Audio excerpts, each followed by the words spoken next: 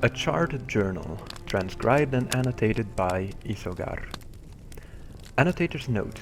I found this charred journal in the bottom of my grandmother Nan's memory chest. It isn't her handwriting, so it must have belonged to another relative. Her mother, perhaps? I transcribed and annotated it into a new journal to better preserve it for posterity. I recently started having strange dreams. They began on my first night in solitude. All my life I never dreamed. I had no idea what dreams really were, though others described them to me. Seemed like a lot of nonsense to me. But here? I can only call them dreams because they have no resemblance to what's going on around me when I'm awake. I'm writing them down to make better sense of them. My first few dreams were set in solitude, but I saw no buildings, just the natural terrain, and the wind so strong. I remember walking from the arch, then down the shore to a camp.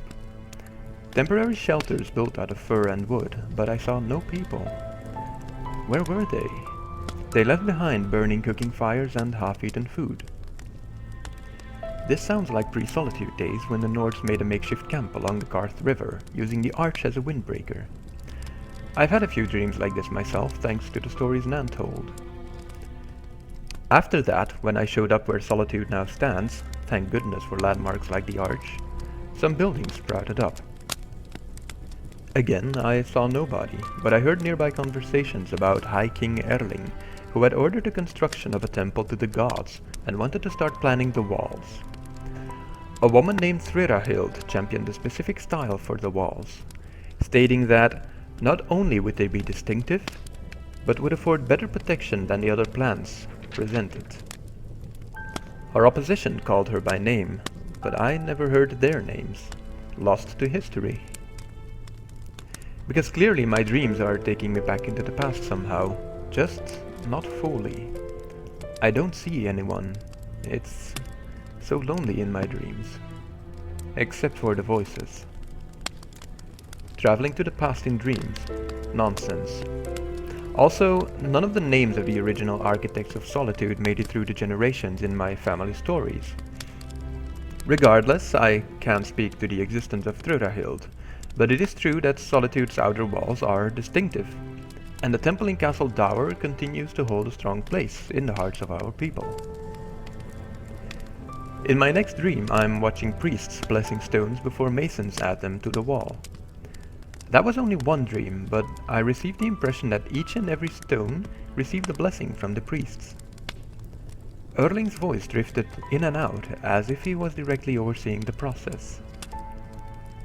Nan does tell of how each stone was blessed by the gods.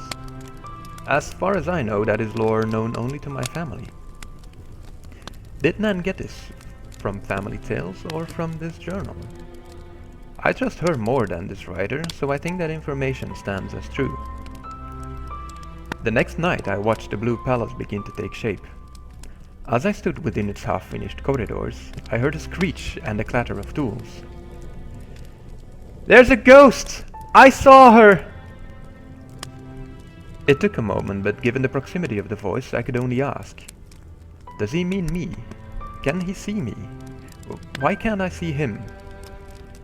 Then I woke up abruptly and couldn't sleep again that night. Odd. Perhaps this is someone's attempt at storytelling instead of an actual journal entry?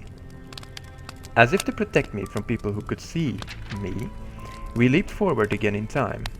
I say we because surely some other agency is at play here. This time, and over the next several nights, I saw the Bard's College take shape. The very first bard walked across the finished threshold as a hazy shadow, accompanied by singing. I couldn't quite make out the words. But I saw the shadow, and the shadow saw me. I woke up screaming this time. I lose patience with this narrative presented as history. The next dream was a coronation. My guess? Olaf One Eye. Why? Because in that same dream I saw an effigy of this man burned. Just like the one they're burning tomorrow in the annual burning of King Olaf, a local festival. His eyes, both sets, burned into mine. Now I have burns over most of my body. They are healing, but I dare not sleep again. Not ever. I'm not sure why Nan kept this journal among her things. It's nonsense, pieces of known history spun into dreams. Bah! But just in case, I spent the time to transcribe it.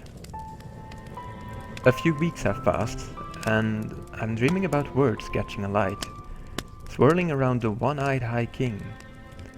This morning I woke to the smell of my beard burning. It was charred. Tomorrow we burn King Olaf in effigy. I will seek out the divines today and hope to free myself from whatever dream trap I have fallen into before the festival. Why did I ever open that charred journal?